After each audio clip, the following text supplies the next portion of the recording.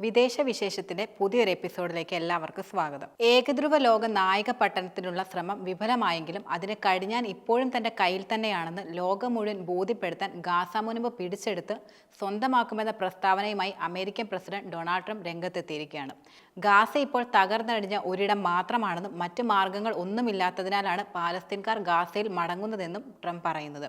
പാലസ്തീൻകാർ സമ്പന്ന അറബ് രാജ്യങ്ങളിലേക്ക് പോകട്ടെ എന്നും അദ്ദേഹം കൂട്ടിച്ചേർക്കുകയുണ്ടായി.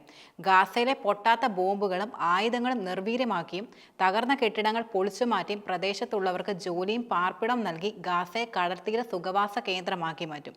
ആവശ്യമെങ്കിൽ US സൈന്യത്തെ അയച്ചും ലക്ഷ്യം കാണുകയും ചെയ്യും. USന്റേത് സ്ഥിരമായ അധിനിവേശമായിരിക്കുമോ എന്ന മാധ്യമപ്രവർത്തകരുടെ ചോദ്യത്തിന് ദീർഘകാല ഉടമസ്ഥാവകാശമാണ് ലക്ഷ്യമാക്കുന്നതെന്നായിരുന്നു പ്രധാന മറുപടി. ഈ തീരുമാനം ലാഘവത്തോടെ കൈക്കൊണ്ടതല്ലെന്നും സംസാരിച്ചവരെല്ലാം ഗാസയെ US ഏറ്റെടുക്കണമെന്ന ആശയം ഇഷ്ടപ്പെടുന്നുണ്ടെന്നും ട്രംപ് തുറന്നു പറഞ്ഞു. അഴിമതിക്ക് സ്വന്തം നാട്ടിൽ വിചാരണ നേരിടുന്ന അന്താരാഷ്ട്ര ക്രിമിനൽ കോടതി വംശഹത്യയ്ക്ക് അറസ്റ്റ് വാറന്റ് പുറപ്പെടുവിച്ച നെതന്യാഹുമായി വൈറ്റ് ഹൌസിൽ നടത്തിയ വാർത്താ സമ്മേളനത്തിലാണ് ഗാസയെ ഏറ്റെടുക്കുകയാണെന്ന നയം ട്രംപ് പുറത്തുവരുത്തിയിരുന്നത്. വംശഹത്യയുടെ കാര്യത്തിലും നെതന്യാഹുവിനെ തോൽപ്പിക്കാനാണ് പ്രധാന ശ്രമവും. രണ്ടാമതും അധികാരം ലഭിച്ച നാൾ മുതൽ തന്നെ സാമ്രാജ്യത്വ അധിനിവേശ നയം അദ്ദേഹം പുറത്തെടുത്തിരുന്നു. പനാമ കനാൽ ഏറ്റെടുക്കുമെന്നും കാനഡയെ കീഴ്പ്പെടുത്തി 51ാമത്തെ സംസ്ഥാനമാക്കുമെന്നും ഡെൻമാർക്കിന്റെ നിയന്ത്രണത്തിനുള്ള ഗ്രീൻലാൻഡ് കീഴ്പ്പെടുത്തുമെന്നും ട്രംപ് പ്രഖ്യാപിച്ചു. അനധികൃത കുടിയേറ്റക്കാരെ ചെങ്ങലക്കിട്ട് സൈനിക വിമാനത്തിൽ മെക്സിക്കോയിലേക്കും കൊളംബിയയിലേക്കും ഇന്ത്യയിലേക്കും അയക്കുകയുണ്ടായി. കുടിയേറ്റക്കാരെയും വഹിച്ചുള്ള സൈനിക വിമാനത്തിന് അനുമതി നിഷേധിച്ച് കൊളംബിയയുടെ ഇടതുപക്ഷ പ്രസിഡന്റ് അമേരിക്കയുടെ മനുഷ്യത്വരഹിതമായ പെരുമാറ്റത്തെ നിശിതമായി വിമർശിച്ച് ട്രംപിന് കത്തെഴുതുകയും ചെയ്തിരുന്നു. പക്ഷേ 106 ഇന്ത്യക്കാരെ രാജ്യത്തിന്റെ പരമാധികാരം ചവിട്ടി മെതിച്ച് അമൃത്സർ വിമാനത്താവളത്തിൽ ഇറക്കി വിട്ടപ്പോൾ ഒരു പ്രതിഷേധ പ്രസ്താവന നടത്താൻ പോലും മോദി സർക്കാരിന് കഴിഞ്ഞില്ല. പാശ്ചാത്യ മാധ്യമങ്ങളും വൈസ് പ്രസിഡന്റ് JD വാൻസിനെ പോലുള്ള അനുയായികളുമാണ് യുദ്ധവിരുദ്ധനാണ് ട്രംപ് എന്ന ആഖ്യാനം പ്രധാനമായി സൃഷ്ടിച്ചത്.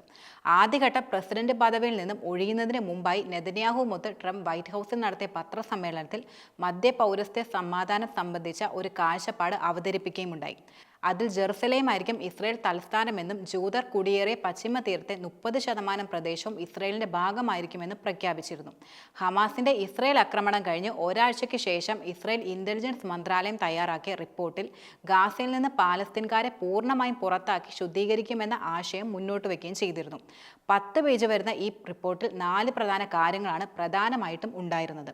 ഗാസയിൽ നിന്ന് പാലസ്തീൻകാരെ ബലം പ്രയോഗിച്ച് പൂർണ്ണമായും പുറത്താക്കുക, പാലസ്തീൻകാർക്ക് താമസം അസാധ്യമാക്കും വിധം ഗാസയിലെ കെട്ടിടങ്ങൾ തകർക്കുക, ഗാസയിലേക്കും പുറത്തേക്കുമുള്ള എല്ലാ വഴികളും അടയ്ക്കുക, അവസാനം ഗാസയെ ഇസ്രായേൽ ഏറ്റെടുക്കുക എന്നിവയായിരുന്നു പ്രധാനമായുള്ള പദ്ധതി. ഈ പദ്ധതിയുടെ അവസാന ഭാഗമാണ് ട്രംപിന്റെ പ്രസ്താവനയെന്നും കാണുവാൻ കഴിയും. ഒരു വ്യത്യാസം മാത്രം, ഇസ്രായേൽ സേനയ്ക്ക് പകരം അമേരിക്കൻ സേനയാണ് ഗാസയെ ശുദ്ധീകരിക്കാൻ പ്രധാനമായും പോകുന്നതെന്നതാണ്.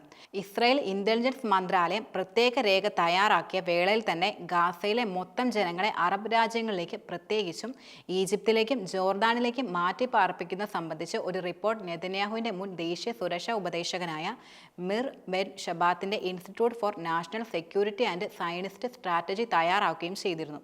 ജനുവരി 25-ന് ട്രംപ് ഗാസ ശുദ്ധീകരണത്തെക്കുറിച്ച് പറഞ്ഞ വേളയിൽ പാലസ്തീൻകാരെ ഈജിപ്തും ജോർദാനും സ്വീകരിക്കണമെന്ന് ട്രംപ് പറഞ്ഞപ്പോഴാണ് ഇതിനെക്കുറിച്ച് മാധ്യമങ്ങളെല്ലാം തന്നെ റിപ്പോർട്ട് ചെയ്തത്.